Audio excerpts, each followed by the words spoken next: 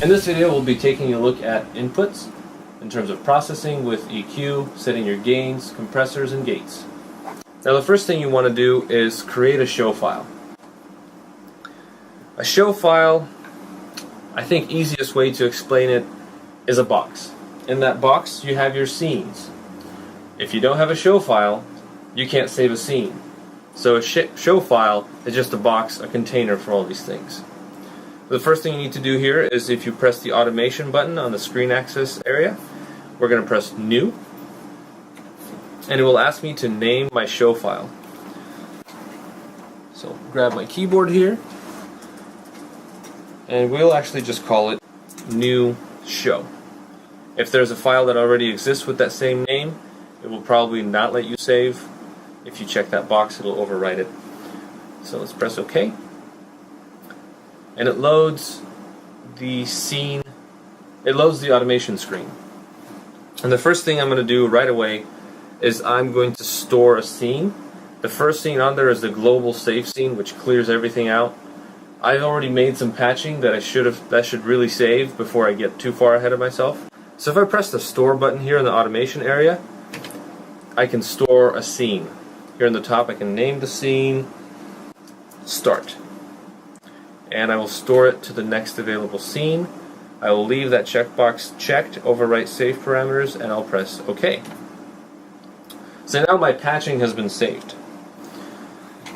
The next thing I want to do is label that input that I patched earlier. So if I go to the inputs outputs area, it will show me all of my inputs on this screen. And microphone 1 is where I have, or input 1, which is currently labeled microphone 1, is where I have my microphone patched to. And I'll just call this one Sure. And I'll give it a different color. Some of these actually end up matching up. I'll just give it a nice red color. The next thing I want to do is save me some work down the line. So what I'm going to do is I'm going to select the first channel. If I press on it, a black box surrounds the name of the channel. And what I'm going to do is I'm going to enable the stereo and mono mix on the channel. I'm going to go to the EQ and I'm going to enable the EQ, and I'm going to enable the compressor. I'm also going to go to the mix area and I'm going to turn on all of the aux sends and the matrix sends. There's a send contribution level, but you also have to enable the send. When I'm working in a live situation, I prefer not to have to think about whether something's on or off. If the level's all the way down, it might as well be off. And if I need to turn up a monitor in a live situation, I really need to not have to think twice about whether I actually turned it on or off. So I prefer to have all of them off. Clearly, if that doesn't work for you, you don't have to follow this. So here's the matrix or the mix bus area. This is the contributions from the selected channel. And this is a currently selected mix bus. It says matrix 8 and it highlights where matrix 8 is located on which knob. So I'm going to go through and I'm just going to press on all of these. Now I'm going to scroll up by 8. So now I'm looking at aux sends 16 up to 9. So those are now going to get turned on. And scroll up by 8 one more time and enable 1 through 8. Aux send 1 through 8. One more detail is I'm going to go to the master section for that channel, and I have a stereo system and a center fill. When I enable the mono mix for this channel, the mono send is 0 or infinity. What I'm going to do is I'm going to set that to 0 decibels. Okay. The reason I did that is because if I don't copy and paste this to all the channels now, I'll have to repeat this action every single time I set up a new microphone. These are settings that I'm going to use on all of my channels. It'll save me some time not to think about whether the EQ is on, not to think about whether the compressor is on. The compressor is on now, but the settings, the threshold is all the way up. It's not, the signal is not being compressed at all. So once I have my channel kind of configured like that, what I can do is go to copy Oh, most important thing is, before you do that copy, what it's going to copy is what you see on the detail area on the left. So if I want to copy all of the settings for that channel, I need to get out of the detail area and look at the overview of the channel, where it shows me all of the information that I just did. So now if I press copy, and I go over to paste, and I press the right mouse button, I can paste to all. Now what that's going to do is it's going to paste all those settings to all channels of similar type. So in this case, that's an input channel. If I press paste to all, it'll paste to all of the other input channels. It won't affect aux returns, and it won't affect aux sends or master outputs or matrices. It's only going to affect like channels. So this will paste the copied section across the whole console, and it's not undoable. Are you sure? Yes, I am. So once I press that, you should see all of the stereo and mono light up. You should see all the EQ lights light up. There it is. Now I have this microphone patched into input 1. So I'm going to select that. We're going to go to the gain trim quick access button. We're going to press that. We should see that show up here on our detail screen. And the first thing I need to do is explain to you the difference between stage box gain and digital trim.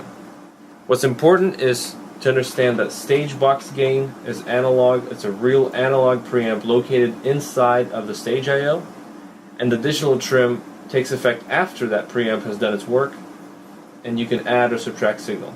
The other thing is that the stage box gain works in increments of 2.5 decibels on this stage I/O, and the digital trim is a lot more fine, so you can make more minor adjustments with that. Plus, these are Midas preamps. You want to drive these guys to get that Midas sound if you want it. So I need to enable phantom power for this microphone, which is a button located up here. And we're going to go to the stage box, and once I touch that, you should see the representation of what the gain currently is set at, and it's set at 0. I'm going to bring that up as I talk into this microphone.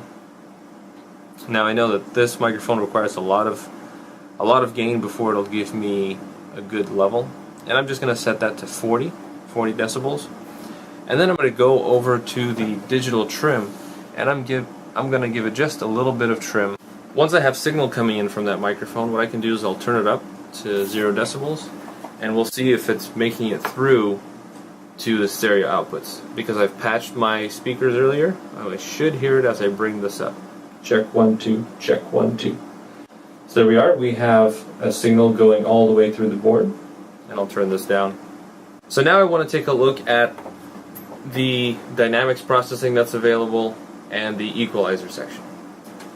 So if we take a look at this parametric EQ detail area, when I press that, I see the overview for my equalizer and a graph over here on top. I can select which band I'm looking at with these arrow keys. I can also select which band I'm looking at if I go over to where my channel is and use one of the quick access buttons. They call it bass, low mid, high mid, and treble. Once I press that, the corresponding section of the EQ will show up on this screen. The three control knobs I have are gain, frequency, and width. I'm just going to head and cut out 400 Hertz, pretty narrow. I can go up to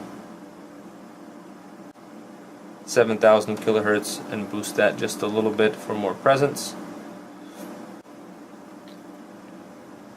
And then the other option you have is on the bass and treble, you have an option for the shape.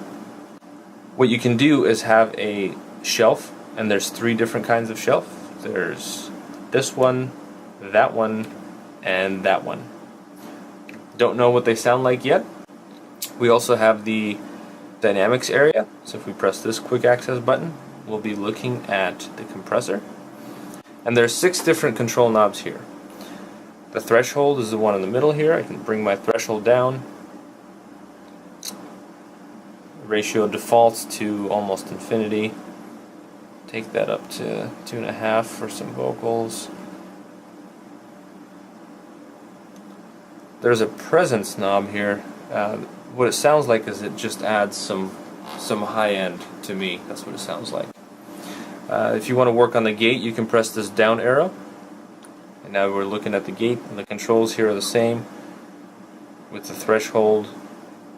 There's also different kinds of modes for the compressor and the gate. The gate has a gate, a transient gate, and a ducker. The compressor has a corrective mode, adaptive, creative, vintage, and shimmer. Haven't heard these too much yet. There's also a graphical, a GUI or a GUI button that says more, and I think it was added in a recent software update. And basically what it does is it colors the sound a little bit more. And the last section I'm going to cover is the mix section. If I press that quick access button, I can look at my mixes and what my contributions are. So if I go to aux 1 and bring up the level, I can see that my contribution to aux 1 is there. So if you remember, I patched auxiliary 1 to a monitor and auxiliary 2 to an effects unit. So I'm going to go ahead and bring those up to 0 decibels, and we'll look at that in a future video. Another thing that we would want to do is, if we have a input from a CD player or from an auxiliary, you want to link those channels as a stereo pair. So I'm going to go back into the patching screen, and I'm going to patch a 2.5mm jack that I have plugged into the back of my console. I have that going into a pair of TRS connections. So I'm going to select both of those, and I will patch those into input 7 and 8. Now I'm going to go into my input screen, and I'm going to label input 7 and 8.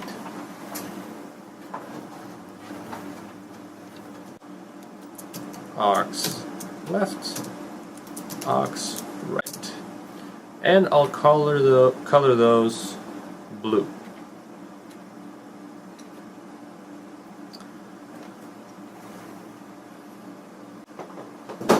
Now I'm going to go over here and select the left side of this future stereo pair. I'm going to go into the input screen, and I'll see this is a graphical user interface button only, and it says link. Once I press that, it will link the two channels together. We also have some link options where I can choose whether the mutes are linked together. So if I mute one of the channels, the other channel gets muted as well. Whether the faders follow each other, whether the dynamics are identical, whether the EQ is identical. So all those options are there. And then one other option that's good to know is the pan link mode and independent pan link mode. Each of those channels can have a completely independent pan from the other. There's also a left-right mirror option, which if you select the left channel and you pan it to the left, the right channel will pan to the right automatically. And if you're using surround options that are available in this console, you'll have to look at front and back mirroring and mirroring front, back, left, and right if you're using surround. I'm going to go ahead and choose left-right mirror, and I'm going to go over to this left input, and I'm going to pan it to the left. Probably going to be a hard time seeing, but there's a strip along the top that shows me what my pan is currently set to. As I pan the left channel to the left, the right channel automatically pans to the right. And I'm going to bring those faders up to unity, and I'll mute them for now since I don't have anything plugged in. Looks like I should have linked the mute, so I'm going to go back and do that. I'm going to link the mutes and the solo. So now when I press one mute, the other mute mutes as well. So that's it. Here we've gone over the EQ dynamics processing for an input, taking a look at the mix bus contribution from that channel. And we've named that channel and assigned a color to it.